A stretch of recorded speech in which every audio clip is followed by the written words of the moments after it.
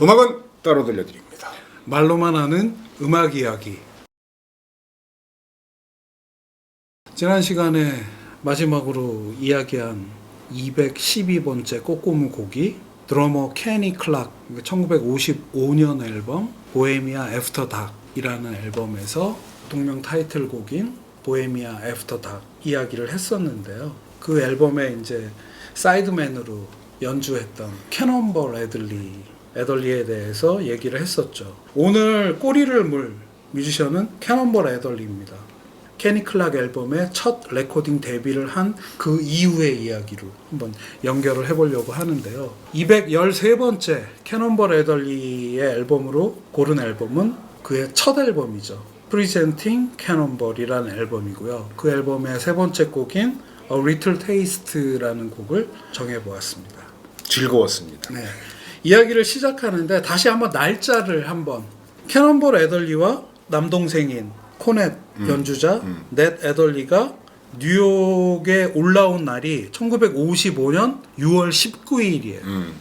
그날 카페 보헤미아에서 공연을 했는데 너무 잘해서 야 우리랑 같이 이 공연 남은 기간 동안 하자 한 게 6월 21일부터 오스카 페티포드 그 밴드의 정규 멤버로 해서 공연을 하게 됐고 일주일 후인 6월 28일에는 이 전 꼬꼬무였던 케니 클락의 보헤미아 애프터 닥 앨범의 사이드맨으로 첫 레코딩을 녹음을 경험하게 되고 마치 신데렐라 스토리 같은 그러한 뮤지션의 데뷔 이야기라고 해서 화제가 되었다 이렇게 얘기를 했는데 생각해 보면은 그렇게 신데렐라가 그냥 탄생하는 게 아니죠. 캐논볼 애덜리가 음악 선생이었고 플로리다의 로컬 뮤지션으로서 그만이 가지고 있던 엄청난 매력을 갖고 있었기 때문에 이런 모든 이야기가 가능했는데 그렇게 뉴욕의 상경에서 첫 레코딩을 데뷔한 이후에 캐논볼 애덜리의 스토리도 아주 순조롭게 흘러가는 마치 각본이 있는 이야기처럼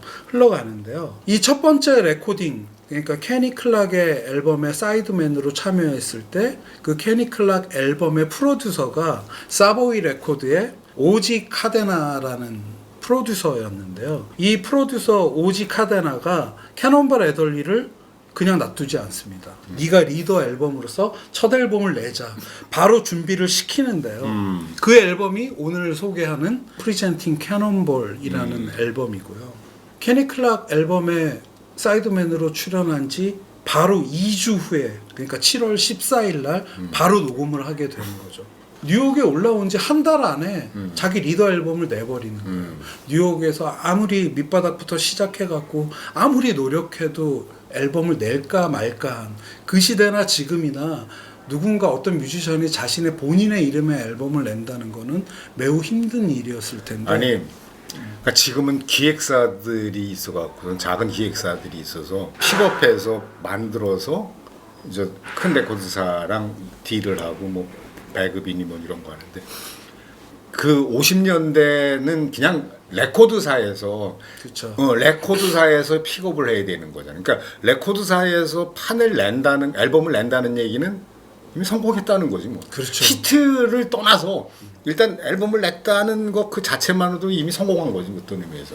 그만큼 캐논볼 애덜리가 가진 그 포텐셜이 엄청났고 그걸 바로 알아볼 수 있게끔 모든 이야기가 그러니까 그래서 신데렐라 스토리라는 이야기가 나온 것 같은데 자 이제 첫 번째 리더 앨범을 내는데 그 프로듀서인 사보이 레코드의 오지 카데나와 캐논볼 애덜리 리더가 할 일은 멤버들을 모으는 제일 첫 번째 작업이었을 것 같은데 퀸텟 관악기 2대에 피아노, 베이스, 드럼 이렇게 5명을 모으는데 한번 살펴보면 알토 색소폰에는 캐논볼 애덜리가 당연히 리더고 코넷 그러니까 트럼펫하고 비슷한 악기인 코넷을 연주하는 넷 애덜리 이 두 명이 관악기를 책임지고요.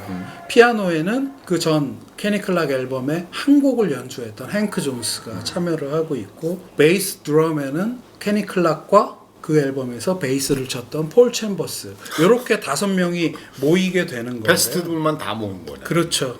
이 앨범 커버를 보면요 그날의 분위기가 느껴지는 것 같아요. 케니 클락 그 드러머 제일 연장자가 가운데 앉아 있고 이렇게 삥 둘러서 흑백 사진이 있는데 저는 그 앨범 사진이 그렇게 정겨울 수가 없어요. 그 공간이 어디냐면요. 그 앨범을 녹음했던 스튜디오예요.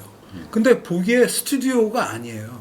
그냥 어떤 가정집 거실 같은데 드럼 하나 있고 이렇게 옆에 이렇게 캐논볼 애덜리와 뭐 젊은 폴 챔버스 뭐 이렇게 모여 있는데 장소가 어디였냐면요. 이 녹음한 스튜디오 이름이 반겔더, 루디 반겔더의 반겔더 스튜디오인데 그 당시 루디 반겔더는 정식의 본인의 스튜디오가 없었고 부모님 댁 거실에다가 세팅해갖고 녹음을 했던 거예요.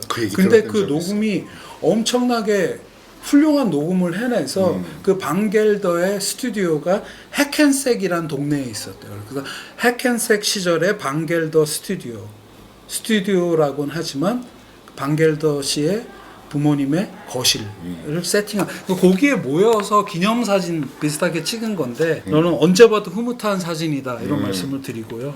제가 이 앨범을 좋아하는 이유는 캐논볼 애덜리의 첫 데뷔 앨범이다 뭐 이런 것도 있지만 사진만 보면은 그러니까 풍채 좋고 약간 이렇게 날카롭게 생긴 듯하고 뚱한 표정이긴 한데 제가 이 앨범을 들으면서 캐논볼 애덜리의 성격을 이렇게 유추해 보면은 생긴 거는 좀 다르게 항상 웃고 상냥하고 사람 좋은 그런 훈훈한 미소를 가졌던 그런 친구 같은 그런 이미지가 있다고 저는 생각을 하는데요. 그런 애들이 보면 그렇잖아요. 뭐 이렇게 너무 심각한 거 싫어하고 하루 종일 수다 떨면서 이리 가서 얘기하고 저리 가서 얘기하고 먹고 마시고 돌아다니는 거 좋아하고 막 실없는 농담 같은 거 좋아하고 그런 친구일 것 같은데 지의 할 일은 또 똑바르게 하는 그런 친구. 그런 이미지의 캐논볼 애덜리가 하는 음악이 이 앨범에 담겨 있지 않나 하는 생각을 혼자 하게 되는데요. 곡을 들어보시면 지금 김 감독님이 캐논볼 애덜리를 소개했던 그 느낌을 그대로 받으실 수 있을 겁니다. 정말 상큼해. 네, 1955년에 뉴욕의 재즈 씬이라고 하면은 비밥에서부터 흘러온 하드밥이 이제 주 장르로 잡고 있던 그게 시작된 지 1, 2년밖에 안 된 그 시절인데 뭐 이런 장르나 이런 걸로 얘기하지 않고 이 앨범 속의 음악이 가진 성격 그러니까 저는 한 단어로 표현하면 흥이라고 생각하거든요. 이게 흥이 넘친다. 아주 묘한 흥이 있는 그런 앨범이라고 생각되는데요. 이 앨범 속에서 연주하고 있는 리더 캐논볼 애덜리의 알토 색소폰의 톤이나 프레이징, 그러니까 톤이면 음색, 알토 색소폰의 음색이고 프레이징이라고 하면은 말로 따지자면 말투 같은 건데 이런 알토 색소폰의 그 들려지는 그런 느낌이 뭔가 향후 캐논볼 애덜리가 성공 가도를 이어가면서 펼칠 그런 캐논볼 애덜리 식의 멜로디 처리나 이런 것들의 원형이 보이고 굉장히 에너지가 넘치는데 뭔가 이 양반의 알토 색소폰은 잘난 척 같은 거를 전혀 하지 않고 그냥 흥에 겨워서 하는 연주라는 게 느껴진달까? 그게 아주 이 앨범의 아주 맛이라고 생각을 하는데 오늘 고른 곡이 A Little Taste잖아요. 맛보기? 살짝 맛보기? 이런 뜻을 가지고 있는데 첫 앨범에 들어가기 되게 좋은 제목. 이게 이제 A Little Taste 이 곡은 캐논볼 애덜리의 자작곡이거든요. 그러니까 이런 거죠. 첫 앨범에 앞으로 내가 할 음악의 맛보기를 보여줄게. 뭐 그런 느낌의 곡인데 말씀드린 대로 뭔가 이렇게 나 이렇게 연주 잘한다고 이런 잘난 척 같은 게 아니고 그렇게 본인을 어필하지 않는데 나 이렇게 신났어 오늘 그런 느낌이. 그러니까 뉴욕에 올라오자마자 한 달 안에 본인의 앨범을 사보이 레코드라는 그래도 재즈에서는 무시 못할 레코드사와 계약을 하고 연주를 하고 있는데 그러한 어떤 그루브, 흥 그리고 이 밴드가 훌륭한 것은 캐논볼 애덜리가 가진 이 흥을 동생 넷 애덜리는 누구보다 잘 알고 있을 테니까 자신의 코넷 연주에서 그대로 같은 톤으로 연주를 해주고 있고 행크 존스도 뭔가 과시하지 않고 그 멤버들이 가지고 있는 흥을 그대로 담백하게 표현하는 그런 피아노가 매력이라고 생각하는데 행크 존스의 그런 매력 가장 나이 차이가 많은 폴 챔버스와 케니 클락의 리듬 아주 진중하고 또 흥에 넘치고요. 이 밴드는 그냥 스윙하고 있다. 이게 또 가장 큰 장점인 것 같고요. 입춘 지났잖아요. 네. 봄 기운을 좀 느끼고 싶다. 그럼 들으시면 정말 봄 기운을 살짝 느낄 수도 그렇죠. 있습니다. 그 당시 캐논볼 애들리가 한 27살 정도 됐는데 그런 파릇파릇한 싱그러워 정말로. 그 동시대에 데뷔했던 천재 출신들의 그 뮤지션들보다는 레코딩 데뷔는 조금 늦지만 그래도 그 파릇파릇하고 그 흥에 넘치는 그 느낌만으로도 이 앨범은 굉장한 의미가 있다 하는 생각을 하게 되는데, 캐논볼 애덜리가 참 운도 좋고 모든 게 따라줬던 게 물 들어올 때 노저라고 그랬죠. 이 앨범을 녹음하고 나서 7월 14일 날 녹음했다고 말씀드렸잖아요. 1950년은. 바로 일주일 후에는 사보이 레코드가 아닌 MRC 레코드, 다른 레코드사에서 2집을 또 녹음을 해요.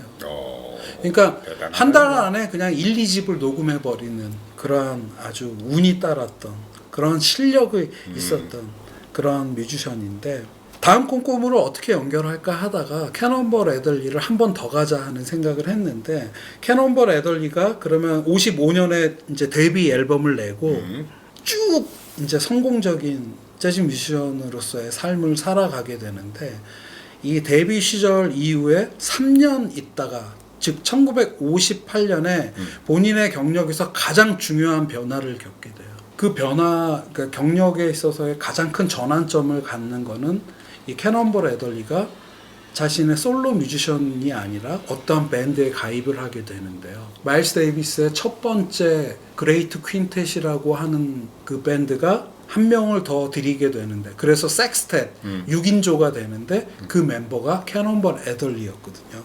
214번째 꼬꼬무 곡은 마일스 데이비스의 앨범이죠.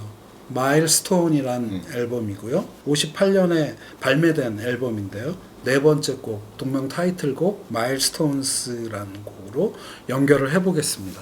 마일스 데이비스 입장에서 보면 마일스 데이비스도 1955년에 경력 중에 가장 중요한 첫 번째 밴드 마일스 데이비스 First Great Quintet이라고 하는데, First라는 거는 60년대 초반에 또 Second Great Quintet을 또 멤버를 바꿔서 자신의 음악 지평을 넓혀가는데, 이 첫 번째 퀸텟에서 한 명을 더 받아들이게 되는데, 그게 그러니까 마일스 데이비스 눈에도 캐논볼 애덜리가 탐이 났던 거죠. 그래서 자신의 밴드에 들여서 섹스텟이 되는데, 그 밴드가 가지는 의미는 뭐냐면요, 마일스 데이비스라는 대뮤지션이 새로운 음악으로, 마일스 데이비스는 재즈를 계속 변화시킨 인물이잖아요. 하드밥 이후의 세상은 뭐가 있을까를 계획하고 있던 마일스 데이비스가 캐논볼 애들리를 밴드에 들이고 새로운 시도를 하는 첫 번째 그 일환으로 새 멤버를 들인 게 캐논볼 애들리였다는 게 이 멤버 구성에 있어서의 의미인 것 같은데요. 우선 트럼펫에 마일스 데이비스, 테너 색소폰에는 존 콜트레인, 알토 색소폰에 새로 들인 줄리안 캐논볼 애덜리, 피아노에 레드 갈란드, 베이스에 폴 챔버스, 그리고 드럼에는 필리 조 존스. 이렇게 해서 진짜 그 재즈 역사에 길이 남는 올스타 라인업이 이제 구성이 됐고, 이들 멤버를 데리고 처음 녹음한 앨범이 마일스톤스 이 앨범인데요. 마일스 데이비스는 테스트를 한 것 같아요. 첫 시도. 자신이 새롭게 할 음악, 하드밥이라는 대세가 된 장르에서 뭔가 새로움을 찾아 나가는, 그게 이제 그 새로움이라는 거는 마일스 데이비스가 모달 재즈라는 개념을 들여와서 본인의 밴드에서 첫 시도를 한 앨범이 이 마일스톤이라는 앨범인데, 마일스 데이비스의 모달 재즈가 완성된 앨범은 이 다음 앨범, 다음 해에 나온 앨범 카인드 오브 블루, 우리가 수없이 얘기했던 재즈 명반 중에 1, 2, 3 안에 들어간다는 마일스 데이비스의 카인드 오브 블루에서 모달 재즈, 본인식의 모달 재즈를 완성하게 되는데, 그 전에 이 마일스톤 앨범에서는 그 맛배기 첫 시도를 했다. 그 중에 마일스톤이라는 이 네 번째 트랙, 동명 타이틀 트랙에서 마일스 데이비스가 처음으로 모달 재즈의 방법론을 테스트했다. 전문가들은 이렇게 얘기를 하고 있어요.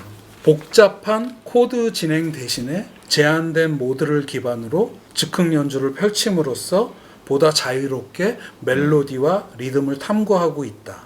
좀 어려운 얘기죠. 음악이 좀 더 난해해졌다. 뭐 이렇게. 근데 제가 처음에는 그냥 어렵고 몰라 그냥 음악 들으면 되지 하다가 계속 이제 해가 지나면서 다시 한번 되뇌이게 되고 뭐 책이나 이런 데서 조금 주워 들은 걸로 제가 판단하는 이 앨범의 의미는 뭐냐면요. 재즈 뮤지션들이 즉흥 연주를 하는 게 본인의 업인데 그 즉흥 연주를 하는데 맨날 하던 방법 말고 새로운 방법 없어? 그걸 이론적으로 뭐 조지 러셀 이런 분들이 이론적인 토대를 만들어 놨고 50년대 중반에 초중반에 그거를 마일스 데이비스라는 새로운 거를 시도하기 좋아하는 뮤지션이 받아들인 게 모달 재즈라는 방법론인데 뭐냐면 즉흥 연주에 있어서 새로운 방법 더 자유를 그러니까 연주하는 뮤지션들이 즉흥 연주를 함에 있어서 매일 하던 코드를 변화시키면서 하던 그런 방법론 말고 새로운 방법론을 가져온 게 모달 재즈다. 그러니까 즉 모달 재즈를 함으로써 내가 하는 즉흥 연주에 더 자유를 얻었다. 이게 이 앨범에서 시도한 모달 재즈 이 이후에 또 새로운 재즈계의 트렌드가 되는 모달 재즈의 의미이다 이런 말씀을 드릴 수 있는데 그러니까 카인드 오브 블루에서는 모달 재즈로 이제 완전히 올인해서 그 완성작을 첫 번작부터 낸 게 마일스 데이비스의 그 카인드 오브 블루인데 요 전 앨범인 이 마일스톤스 앨범은 또 매력이 있다면 어떤 매력이 있냐면은 이 앨범의 모든 연주가 모달 재즈만으로 구성된 건 아니에요. 기존에 하고 있던 전통적인 하드밥을 어떤 정점에 올린 그런 연주도 있고 이 마일스톤스 오늘 고른 곡 같은 경우에는 모달 재즈의 방법론을 들여와서 새로운 즉흥 연주에 또 장을 한번 열어보는 이 두 가지 전통적인 하드밥 연주와 새로운 흐름인 모달 재즈를 이게 함께 담은 앨범이어서 그 과도기적 앨범인데 이 앨범에 그런 매력이 있다. 그래서 이 마일스톤스 이 곡의 연주를 한번 들어보면요 너무 세련되다는 느낌을 받았던 것 같아요. 보통 때 입고 있던 옷을 벗어 던지고 약간 무채색 계열의 세련된 정장 같은 걸 입고 새로운 마음으로 연주를 하는 듯한 그 뮤지션들의 그런 이미지가 보인다고 할까? 그런 게 굉장히 의미가 있는 것 같고요. 근데 또 이 마일스톤스라는 이 곡에서 모달 재즈 방법론으로 새로운 즉흥 연주를 하고 있다고는 하는데 이 각 뮤지션들의 원래 스타일들이 있죠. 존 콜트레인, 리더인 마일스 데이비스, 새로 들어온 캐넌볼 애덜리 이런 관악기 주자를 위주로 얘기를 해보자면 이들이 원래 갖고 있던 본인의 성향이나 이런 것들은 충분히 또 표현이 돼서 코드 변화를 위주로 하는 하드밥 연주의 매력과 모달 재즈 이들이 새로 시도하려고 했던 그런 굉장히 미니멀하고 어떤 즉흥 연주의 새로운 방법론이 이렇게 한 곡에서 들리는 듯한 사실 이러한 감상을 얻게 된 거는 이 앨범을 처음 들은 후로부터 한 20여 년이 지난 이후이기는 하지만 뭐 어쨌든 간에 그러한 세련됨 1958년으로 돌아가 보면은 가장 인기 있는 밴드가 새로운 시도를 하는 그런 모습에 재즈 팬들은 야 이거 뭔가 새로운 뭔가가 시작되는구나 이런 걸 느끼지 않았을까 하는 생각을 하게 되는 그러한 아주 흥미로운 연주여서 여러분들도 한번 꼭 들어보셨으면 하는 마음이고요.